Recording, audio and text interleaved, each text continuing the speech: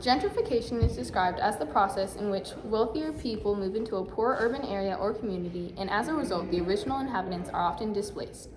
The process involves wealthier people investing in an area by buying and renovating houses, which can attract businesses and lead to new jobs, but also raise rent prices and cause housing insecurity.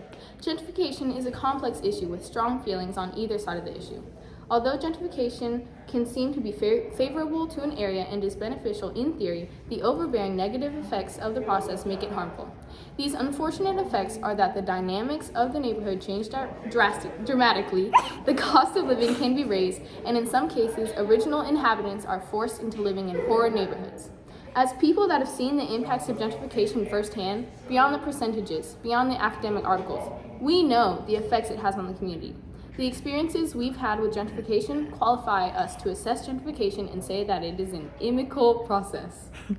Gentrification changes the dynamics of neighborhoods. Although there is nothing wrong with diversity and the introduction of new cultures and business to the community, changes in the community can be alien, leading to some members feeling threatened and uncomfortable in their own neighborhood.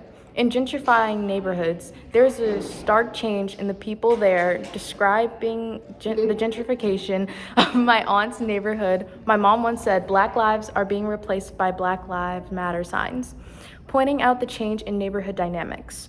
From that, lower income Black people to higher income educated whites. The gentrifying process attracts bigger businesses as they see opportunities for economic growth. This is a different experience provided when you replace a mom and pop coffee shop with a Starbucks, which is not necessarily good. Local businesses are forced out by the low prices and popularity of bigger businesses, which diminishes them to just another loss of the community. The elderly play a major role in community as evidence of a neighborhood's continual history, or just because they depend on and are depended on by the neighborhood. But they can also be most affected by changes in the neighborhood. Added to the rising prices, many older adults cited loss of friendships or community networks as a reason to move. Often the ties of communities are severed when cultural staples of the community leave or end due to gentrification. The claim that gentrification raises the cost of living is strongly based in reality. In the 15 subborough areas of New York considered to be gentrifying from 1990 to 2010, rent prices increased by 18.1% to upwards of 70%. An astonishing 78.7% was the change in average rent in the subborough Williamsburg-Greenpoint. When rent increases by almost 4/5 of its original price, it's no wonder residents can be faced with the difficult choice of paying unsustainable rent prices and moving to poorer neighborhoods. The cost of buildings, such as residential apartment buildings, rise in gentrifying areas due to the developments within the community, which forced landlords to increase rent prices.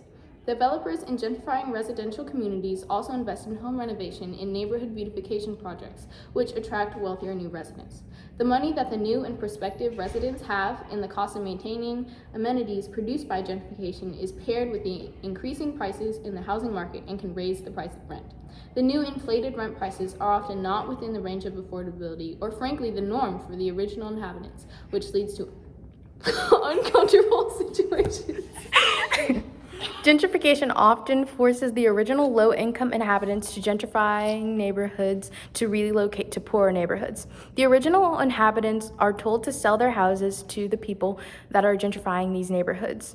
The developers go to great lengths to harass and bombard people into selling their homes and properties. The buyers that are in charge of said operation often underpay and swindle sellers who aren't aware of the value of their properties or the intentions of the buyers after these homes are sold to them.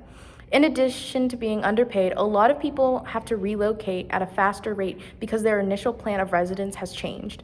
Low-income people of gentrifying neighborhoods are frequently forced to relocate to a poor neighborhood in order to find a new house. Because they have not been paid adequate amounts of money to support themselves in neighborhoods of equal economic level, even pre-gentrification, not only do they have to find a new home, they must think of long-term effects, which can include relocating or finding new jobs, finding new schools, building a social network, and becoming comfortable with the local customs and community. Neighbors you've known for years move away. Friends have to switch schools because they can't afford their rent. This situation is depressing. Yes, I want you to have an emotional response. I want you to feel bad. I want you to feel angry. The way gentrification is allowed to happen is wrong. Although many people are left with money in exchange for their homes, the financial stability is short-lived and a long-term issue. In conclusion, the harmful effect gentrification has on people's lives is evident in many ways. While recognizing that gentrification can involve investing in poor communities, improving housing, and creating new jobs, it begs the question, for who are those benefits? By no means is gentrification 100% damaging, and a process that cannot be done in ways that minimize the negative effects. But based on our research and personal experience, gentrification is most commonly hurtful. Our argument is exemplified by the following claims.